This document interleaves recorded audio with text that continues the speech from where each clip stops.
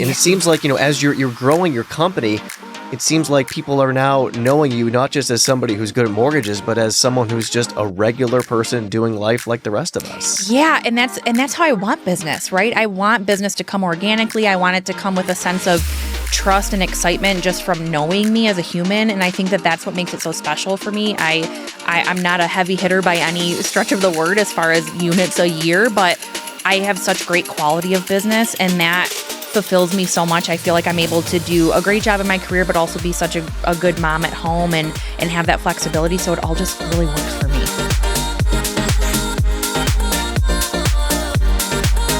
Welcome back to Good Better Broker as we bring in Lauren Duvall. She is a broker owner with Guardian Core Mortgage based in Marine City, Michigan. Lauren, great to have you here. Yeah, thanks for having me, Justin.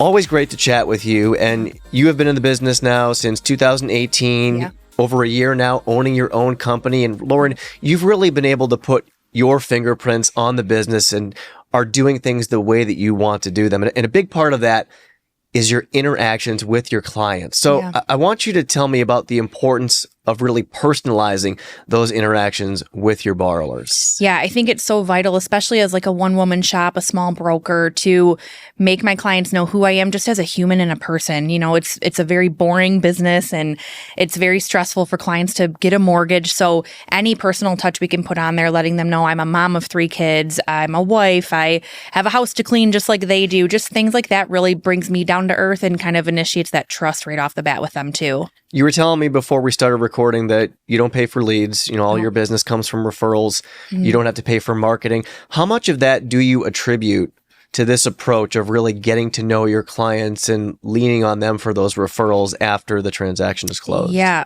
All of it. I mean, really, it's a lot of social media, putting myself out there as a person on there, and just, I think, establishing that trust and that connection with the clients really makes them comfortable to want to refer me after the transaction too, which is a big part of it.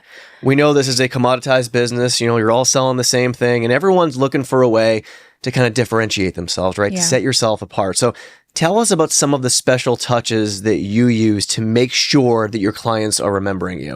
Yeah, so we had talked before, and the one thing is I'm just the money person in the transaction. So again, not very fun necessarily sometimes, where the real estate agent is the one with them a lot, in person more. So for me, I feel like my closing baskets are such a great opportunity for me to really put that special touch on there and let them know that it wasn't just a deal that I closed to get a commission check at the end of the day. It's a big deal. It's exciting. It's fun. It's stressful. And so the goal would be to give them that gift at closing, like, congratulations, you have a home. But also, here's some things that I picked up from working with you over 30 days, 60 days, 90 days. Personal touches with their kids or animals or just different things is really what goes really well for me at the end of it. Tell me more about the closing baskets, because you have some items that you put in there that are a little bit unique. Yeah. And, when the client receives them, it probably makes them say, wow, she really got me, or she really got to know me during this process, or wow, that was a really nice thing that she put in there. Yeah. It's so easy to do an Amazon gift card, and I have done them before, and sometimes it works well. But the first thing I do is a charcuterie board with my company logo ingrained in the wood, and it actually has my signature and my phone number on it. I always do a bottle of wine I have a little winery in Marine City with like a freighter logo. So I do that in there. I do a pizza cutter, and then I usually do like something cozy, a blanket, a candle. And then I really just kind of throw in some personalized things, whether they're Lions fans or they have children or a baby on the way. I'll throw in some baby gifts, just different little things that show them that I really took the time to listen and hear them and can appreciate everything they have going on too. So here's a question. Mm-hmm. You obviously get to know your clients very well during the process. Yeah. At what point do you start finding out those details about your clients that you can lean on for when the time comes to buy them those very personalized closing gifts? Yeah, really right from the beginning. I mean, I had told you it's so easy nowadays for a borrower to go online and get an instant approval in 5 minutes from anywhere. So you have to develop that connection right from the get-go. So it's really getting to know them. Okay, who's in your family? Are you upgrading because you have more kids on the way? Are you downsizing because you're empty nester now? So it really starts in that beginning conversation of learning what are their goals from buying this home.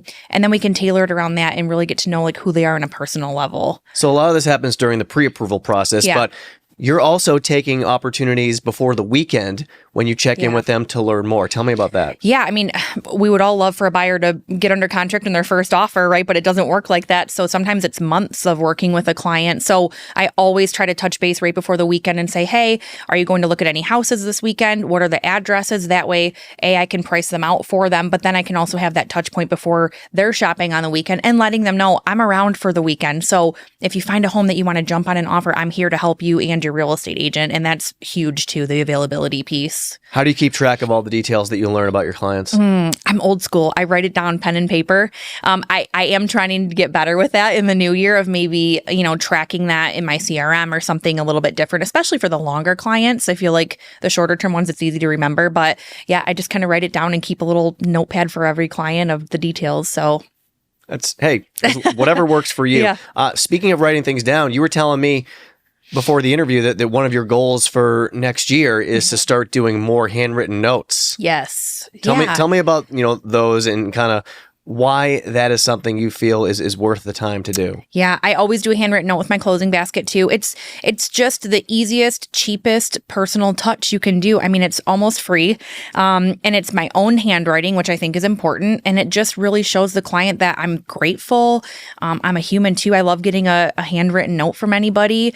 I just think it's a little step that kind of puts you above and beyond. Anybody can send a thank you email. Anybody can shoot you a text, which we do with the clients too. But I think that handwritten note really just puts you on top. I do. You were telling us about the charcuterie board earlier. The holiday season is upon us. There's another personalized gift that you send to clients that aligns perfectly with this time of year. Tell us about that. Yeah, so I'm a Christmas fanatic. My tree goes up after we trick or treat on Halloween. It's just a tradition. And everybody knows me as like the crazy Christmas lady. It's part of my social media stuff too. So this year, I wanted to implement getting all of my clients from the year a personalized ornament to put on their tree. So it'll say like new memories, new home, 2024.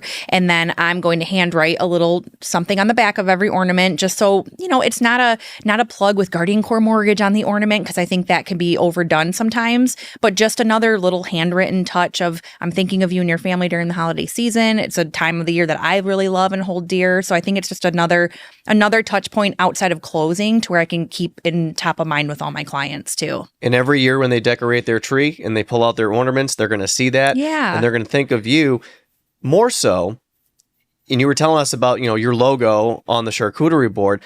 I would think it's very tough to navigate. Okay, when I'm giving them a gift, a personalized gift, do I put my name on it? Do I put the company on it? Or do I just keep this one, fairly generic? Well, with the exception of you writing that personalized note. Right. Yeah, that is tough because, again, you do want your logo out there. You want your name out there. That is how they remember you after the transaction, but it doesn't want to seem too commercialized. So I think that Christmas ornament is just another way of avoiding the logo, but still having that personal touch too. What is the reaction that you get from your borrowers when they receive one of your closing baskets, when they receive one of these personalized gifts and realize that you're more than somebody who was just doing a transaction with them? I think they're shocked. I think in our world where everything's right at our fingertips and quick, I think people expect nothing at closing. They're getting keys to a home, so that's kind of the reward. Very genuine shock and appreciation that I took the time. And, I try to tell them, like, this is how I make my living. So I am very grateful for any opportunity that I have. So, they love it, and they're usually very shocked by it, too. You talked about this earlier. Another big part of this is that you open a window into your personal life with your clients. And it seems like it doesn't take very long for you to do that. Why is that something that you do? Again, it's the relatability. I mean, as a consumer myself, I try to always put that first. When I'm out shopping for anything, I don't like to feel like another number or a transaction to anybody. I don't think the average person does. So it just really opens that window and opens that trust right away too, knowing that I can relate to them as a human, a woman, a mother, a wife, myself.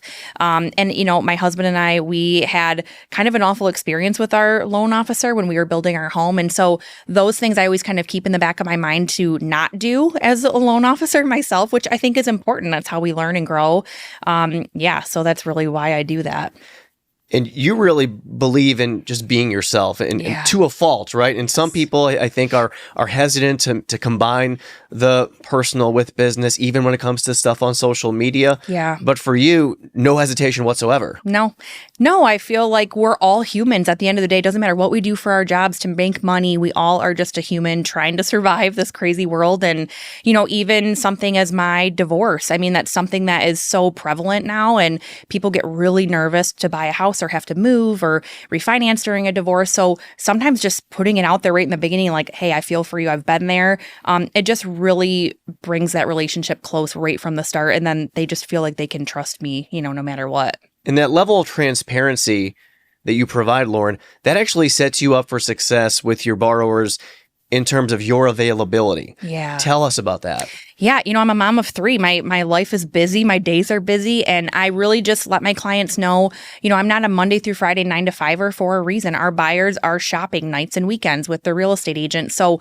we really do work around the clock. And I find if I can set the expectation up front, I'm available all the time. If I don't answer your text after 9:30 p.m., I'm kind of a grandma. I might be sleeping, but I will text you back first thing in the morning, or I might be giving the kids a bath at 7 p.m., but I'll text you back right away. Just, again, letting them know, like, I'm a mom, I'm cooking dinner, I have kids that are dirty and have to do all the things, but I will still respond to you. And I think that it lets people feel like they can reach out to me when they are thinking about it after their work day. And it just does really well for me, I find.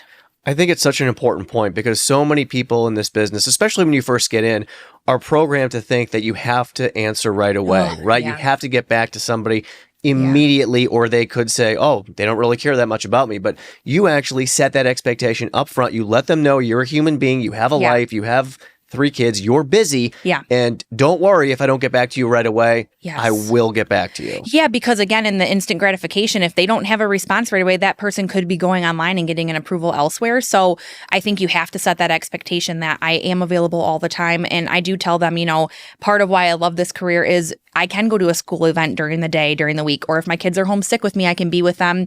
So it allows me the flexibility to work at 10 p.m. on a Saturday when I need to, or, on a Sunday as well. So just having that conversation and opening up that level of expectation for when I can be available really just helps set the tone. Okay, so this personalization that you do for your clients and being so open about your life and things that you experience, it also extends into your social media presence. Yeah. Tell us about your approach to social media and specifically some of the videos that you have had a lot of success with. Yeah. So it really all starts with Facebook for me, which is kind of like a grandma concept now in the age of TikTok and everything. But my late boss, Corey Roediger, was really big on social media training when I first got hired into the mortgage industry.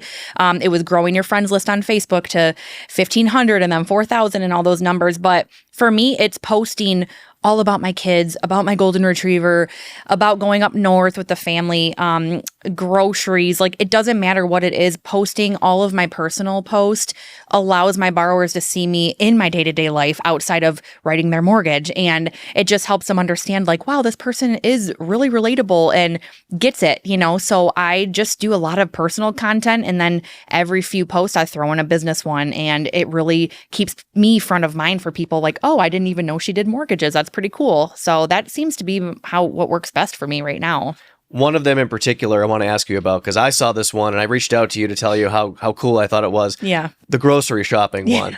Tell us about the video, the idea for the video itself, and also the reaction and the engagement you got with those videos. Yeah. So I've been trying to get better with TikTok because it is kind of a newer thing. And one of the ideas I had was, it's been a rough few years for people just financially in general, myself included, and groceries are ridiculously expensive. And it's a pain point for almost every single family, couple, single person. It doesn't matter. So it's super relatable. And we're all just trying to find a way to save some money on our grocery bill. So started going to Aldi, and I was actually shocked how much money I was saving. And I'm like, I need to start posting a video about this, showing everybody, spreading out my goods on my countertops, showing them, and I just call it my Aldi haul, show them everything I got, ask them how much they think I spent. And the engagement is insane. It is insane. But something you just said is important. You ask them how much do you think I spent? If you were just going over all of the items that you bought and telling them how much they were, you probably wouldn't be getting the same reaction that you do. No, I mean, the biggest thing on social media is asking people what they think, right? Because everybody has an opinion. Everybody wants to chime in. I do keep politics and religion out of social media on purpose. Yep.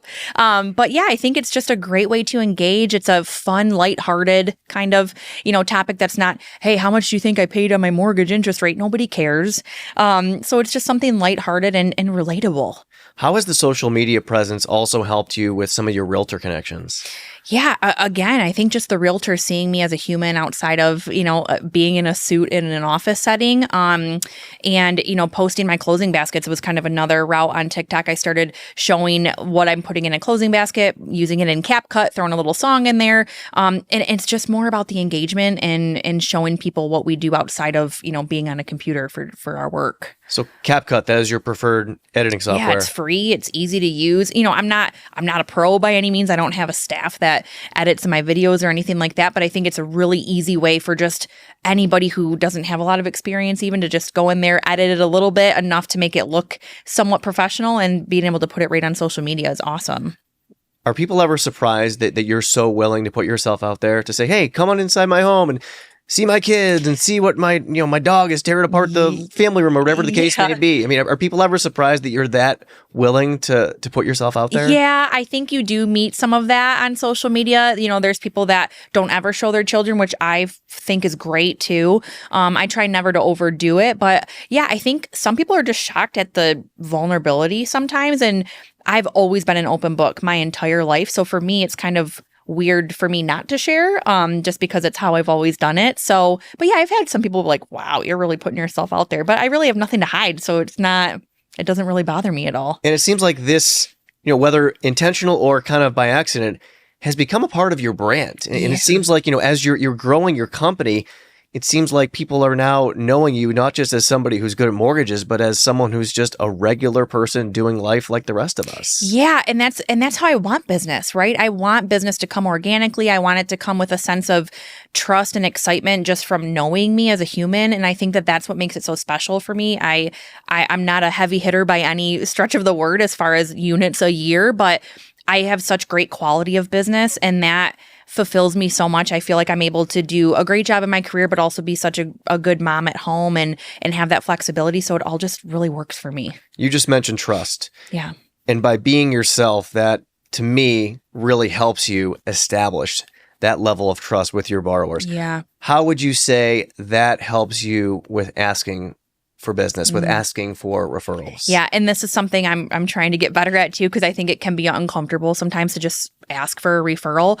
But I think if you do a great job and you stay open, you set expectations, you follow through with what you say you're going to do, I think asking for that next referral really should come so easily. And I think it does build that trust. I've had a couple, clients that closed that referred one of their coworkers and said, we told them you'd take great care of them. We loved working with you. So those little things mean so much. And even getting to work with one of the listing agents now, as working with the buyer's agent, sometimes doing a great job and communicating with the other side is like, wow, I want to work with that loan officer for my buyers too. So it really can be such a snowball effect. So if there's somebody who's listening to this who, appreciates all the time you take to get to know your borrowers, all the time you take to put together these very personalized closing baskets and Christmas ornaments and everything else, and they're saying to themselves, well, that's great. I just don't know if it's worth my time. I just don't know if I want to take the time to get to know them on that level. What would you say to them? Oh, just do it. Make the video. None of us like to record a video. It's uncomfortable. You don't want to see yourself. We're our own worst critics, but make the video. Add some more friends on Facebook. Just do it. I mean, I would challenge every person to say they're not spending at least a half an hour or longer a day scrolling any form of social media anyways. So take an extra 3 minutes and do something for yourself, for your business, that it does grow. It does snowball off of each other year after year. And it seems like you're just having fun. Yeah. I don't pay for leads. I don't put money out there. I don't pay for somebody to edit anything. It's just like, I'm just kind of documenting my day to day and just putting it out there on social media. And again, I think that is so relatable and so easy to follow for most people that are scrolling, all day long. And that's what they want to see. It's easier said than done, but you're doing it so well. Just being unapologetically yourself and authentically you, and just really making your clients feel special, and also letting them know that you're just a regular person who's doing their mortgage. So keep up the great work. We're happy to hear about all your success, and appreciate you joining us. Lauren Duvall with Guardian Core Mortgage. Thanks so much for being here. Thank you so much for having me. Thank you for watching Good Better Broker and helping us support independent mortgage brokers everywhere. Be sure to subscribe to our YouTube channel to be notified about new videos, as well as your preferred podcast platform for a new episode every other Tuesday.